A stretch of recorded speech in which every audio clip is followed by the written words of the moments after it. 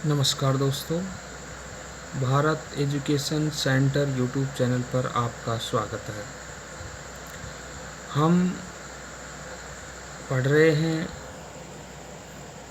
गुहिल वंश के प्रतापी शासकों की चर्चा कर रहे हैं, जिसमें हमने पिछले वीडियो में महाराणा प्रताप की चर्चा की थी। आज हम इस वीडियो में कुछ और प्रतापी शासकों की चर्चा करेंगे जो गुहिल वंश से संबंधित थे। राणा अमर सिंह, जिनका कार्यकाल 1597 से 1620 ईस्वी तक रहा। अमर सिंह 1597 में मेवाड़ का शासक बना। शासक बनने के उपरांत उसे मुगल आक्रमण हुए उनका सामना करना पड़ा। 1613 ईस्वी में जहांगीर स्वयं अजमेर पहुंचा और शहजादा खुर्रम, जो कि बाद में शाहजहां के नाम से भारत का शासक बना था, को मेवाड़ अभियान का नेतृत्व सौंपा गया। उसने मेवाड़ में लूटमार एवं आगजनी द्वारा विकट स्थिति उत्पन्न कर दी। मेवाड़ के सामंत युद्ध से ऊब गए थे।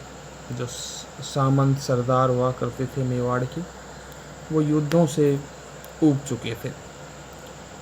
उनकी जागीरें भी वीरान हो गई थी, क्योंकि अत्यधिक युद्ध के कारण जो आर्थिक बोझ पड़ रहा था, उसके कारण उनकी जो जागीरें थी वो भी वीरान हो चुकी थी। अतः उन्होंने कुंवर करण सिंह, जो कि राणा अमर सिंह के पुत्र थे, कुंवर करण सिंह को अपने पक्ष में कर राणा पर मुगल से संधि करने का दबाव डाला कि मुगलों से संधि कर ली जाए, और ये दबाव डाला गया। सरदारों के दबाव के कारण अमर सिंह को झुकना पड़ा और मुगलों से संधि की स्वीकृति देनी पड़ी। जनवरी 1615 में, ये ध्यान रखना है आपको, जनवरी 1615 में मुगल मेवाड़ संधि हुई। चित्तौड़ पुनः लौटा दिया गया, जो कि अकबर द्वारा जीता गया था 1567-68 में। उस दौरान उदय सिंह वहाँ के शासक हुआ करते थे, उनसे अकबर ने ये किला छीन लिया था। लेकिन जनवरी 1615 में जो मेवाड़ मुगल संधि हुई, उसके दौरान चित्तौड़गढ़ का किला मेवाड़ को लौटा दिया गया, मगर उसकी मरम्मत नहीं की जा सकती थी। ये अनुमति नहीं दी गई कि मुगलों द्वारा कि इसकी कोई मरम्मत की जाए। इस प्रकार विगत 90 वर्षों से चले आ रहे मेवाड़ मुगल संघर्ष का अंत हुआ। राणा अमर सिंह अपने इस कार्य से स्वयं संतुष्ट नहीं थे, खुश नहीं थे, क्योंकि उन्होंने ये कार्य दबाव में आकर किया था, ये संधि दबाव में आकर की थी। उसने स्वयं को राज्य कार्य से विरक्त कर लिया। जहांगीर के जीवन की यह एक बड़ी सफलता मानी जाती है। अमर सिंह इस संधि से बहुत आहत थे, दुखी थे, लेकिन जहांगीर के कार्यकाल का ये एक महत्वपूर्ण पक्ष था, एक महत्वपूर्ण सफलता थी। उसके पश्चात महाराणा राज सिंह 1652 में राजा बने और 80 तक राजा रहे। राज सिंह ने शासक बनते ही चित्तौड़ की मरम्मत का कार्य पूरा करने का निश्चय किया। जैसे ही राज सिंह शासक बने, उन्होंने चित्तौड़गढ़ का जो किला था उसकी मरम्मत करवाना शुरू कर दिया। लेकिन मुगल सम्राट ने 1615 ईस्वी में मेवाड़ मुगल संधि की शर्तों के प्रतिकूल मानते हुए चित्तौड़ दुर्ग को ढहाने के लिए 30,000 सेना के साथ, ये नाम आपको बहुत इम्पोर्टेंट याद रखना है, सादुल्ला खां को भेजा। राज सिंह ने मुगलों से संघर्ष करना उचित न समझकर अपनी सेना को वहाँ से हटा लिया। मुगल सेना कंगोरे व बुर्ज गिराकर लौट गई। 1658 ईस्वी में मुगल शाहजादों में उत्तराधिकार का युद्ध छिड़ गया। जो शाहजहाँ के पुत्र थे उनमें आपस में संघर्ष होने लगा सत्ता के लिए, साम्राज्य के लिए, सम्राट बनने के लिए। मगर महाराणा किसी भी पक्ष का समर्थन नहीं करना चाहता था। अतः महाराणा थे उन्होंने टालमटोल करते रहे। जब औरंगजेब दिल्ली का शासक बना तो प्रारंभ में तो उसके संबंध राज सिंह से अच्छे रहे। जब औरंगजेब शासक बना तो राज सिंह और औरंगजेब के जो संबंध थे काफ़ी अच्छे थे। औरंगजेब ने उसे 6,000 जाट एवं सवार का मनसब भी प्रदान किया, किंतु किशनगढ़ की राजकुमारी चारुमती, जिसका विवाह औरंगजेब से होने वाला था, से विवाह करके राज सिंह ने 1669 ईस्वी में औरंगजेब को अप्रसन्न कर दिया।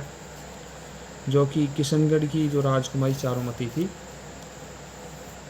उसका विवाह औरंगजेब से होने वाला था, लेकिन 1669 में ये विवाह राज सिंह ने कर लिया। औरंगजेब इससे अप्रसन्न हो गए। इसके बाद 1679 में औरंगजेब द्वारा जजिया कर लगाने पर राज सिंह ने विरोध किया। जब औरंगजेब ने 1679 में जजिया कर लगाया तो राज सिंह ने इसका विरोध किया। मुगल मारवाड़ संघर्ष छिड़ने पर महाराणा राज सिंह ने राठौड़ों का साथ दिया। जब औरंगजेब और अजीत सिंह के बीच संघर्ष चल रहा था, मारवाड़ के शासक जो अजीत सिंह थे उनसे जो संघर्ष चल रहा था, उस संघर्ष में राज सिंह ने जो मारवाड़ के राजा अजीत सिंह थे उनका सहयोग किया था। 1680 में राज सिंह की मृत्यु हो गई। 1680 में राज सिंह की मृत्यु हो गई। अकाल प्रबंधन के उद्देश्य से राज सिंह ने गोमती नदी के पानी को रोक राज सम्मत झील का निर्माण करवाया। क्वेश्चन पुटअप होता है कि राज सम्मत झील का निर्माण किसने करवाया, तो राज सिंह ने गोमती नदी के पानी को रोककर कराया था। इस झील के उत्तरी किनारे पर नौचौकी नामक स्थान पर राजप्रस्थिति नामक शिलालेख लगवाया। संस्कृत भाषा में लिखित राजप्रस्थिति शिलालेख की रचना रणछोड़ भट्ट द्वारा की गई। ये क्वेश्चन पुटअप होता है बार बार कि राजप्रस्थिति के जो लेखक थे वो कौन थे, किसने लिखा, किस भाषा में लिखा, तो संस्कृत भाषा में लिखा। किसने लिखा, तो रणछोड़ भट्ट ने लिखा। और किस स्थान पर लिखा है, तो उत्तरी किनारे की नौचौकी पाल नामक जो स्थान है उस पर ये शिलालेख लगाए गए हैं। यह प्रस्तुति 25 काले संगमरमर की शिलाओं पर खुदी है। ये भी ध्यान रखना है, काले संगमरमर के पत्थर हैं उन पर 25 बड़े बड़े शिलालेख लगे हुए हैं और वहाँ इनको लगाया गया है। इसे संसार का सबसे बड़ा शिलालेख माना जाता है। इम्पोर्टेंट क्वेश्चन है कि विश्व का सबसे बड़ा शिलालेख कहाँ है, तो राजसमंद में है।